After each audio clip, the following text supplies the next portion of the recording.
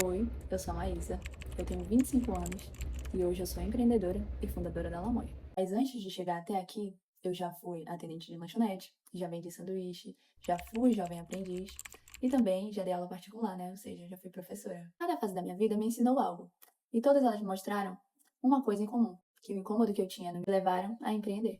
Eu comecei a trabalhar numa lanchonete com 14 anos e trabalhei lá até os meus 16. Eu era nova, mas eu já comprava as minhas coisas.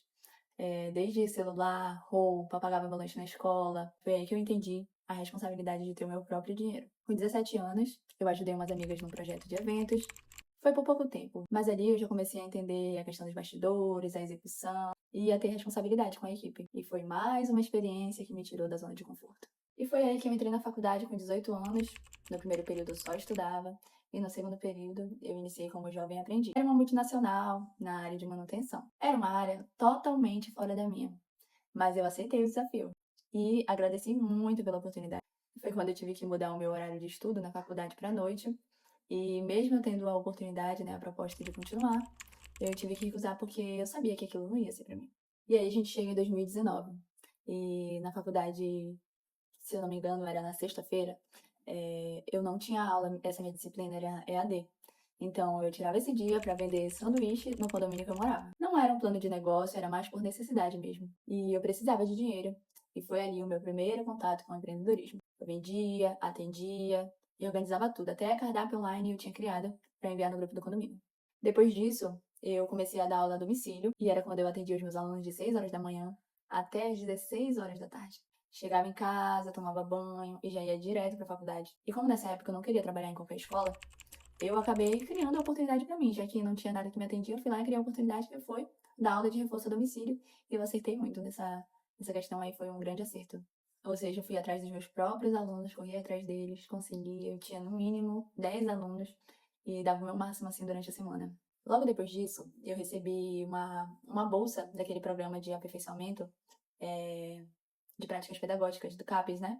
Então eu recebia uma bolsa e aí para conciliar essas duas coisas, eu pela manhã dava aula de reforço para os meus alunos particulares, né? Acabei tendo que deixar alguns de lado, fiz ali umas escolhas e consegui conciliar.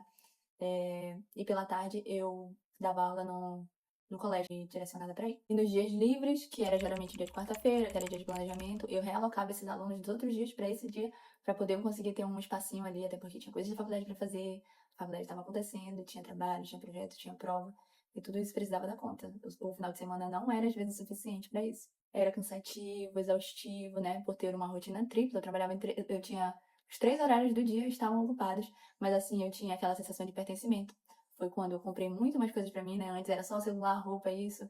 E aí depois não, eu comprei um ar-condicionado, reformei meu quarto, comprei cama nova. E então várias coisas foram acontecendo e tudo ali com o meu esforço mesmo do meu trabalho. E foi ali que eu senti que eu estava começando a ter o controle da minha vida. Então eu terminei minha faculdade com 21 anos. Até os 21 anos eu estive nessa correria, mas concluí a faculdade com 21 anos e já entrei numa escola como professora titular.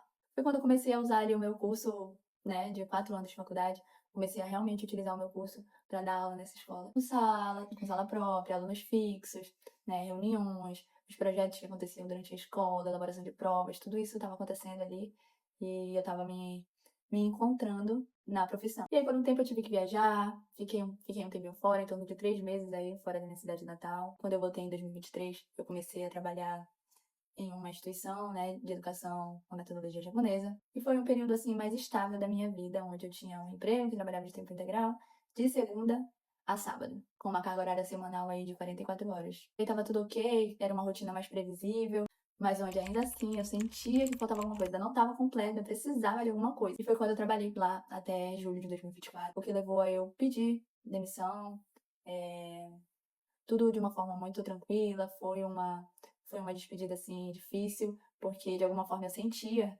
que ali ia ser minha última experiência em sala de aula, né, uma coisa que eu me dediquei por 4 anos para fazer. E com esse pedido de demissão, eu recebi a minha rescisão. E já estava começando a querer colocar os planos em práticas, mas, enfim, meu chefe pediu para acompanhar ele num projeto, que ele também estava começando. Então eu deixei isso um pouquinho de lado entre aspas, Isso daí a Lamoy, ela já tava assim nos bastidores, muita coisa já tava acontecendo. Então eu topei, mesmo estando com a Lamoy já na cabeça. Nessa época, a marca ela já existia no papel. E eu já monitorava ali, manuseava ela tudo nos bastidores, sem ninguém saber de nada. Só que essa parte eu vou deixar pro próximo vídeo. E eu vou contar pra vocês como de fato nasceu a Lamoy. E eu tive que contar sobre mim, até porque não ia existir Lamoy se não tivesse uma pessoa por trás, se não tivesse uma empreendedora por trás, que viveu muitas coisas e conseguiu aí, tá conseguindo desenvolver uma marca. E eu passei por tudo isso até aqui, não porque eu esperei alguém fazer alguma coisa por mim, mas porque eu levantei da cadeira e fui lá e fiz a oportunidade acontecer. Cada trabalho, cada perrengue, cada chefe me ensinou alguma coisa. Mas foi um incômodo, sabe? Aquela sensaçãozinha ali te incomodando que me surgiu a vontade de empreender. E se você também sente que pode fazer melhor, talvez essa semente também já esteja aí se formando em você. E no próximo vídeo eu vou te contar como a Lamoi nasceu e por que ela representa tanto pra mim, né? Uma marca que carrega história e aí um contexto por trás incrível.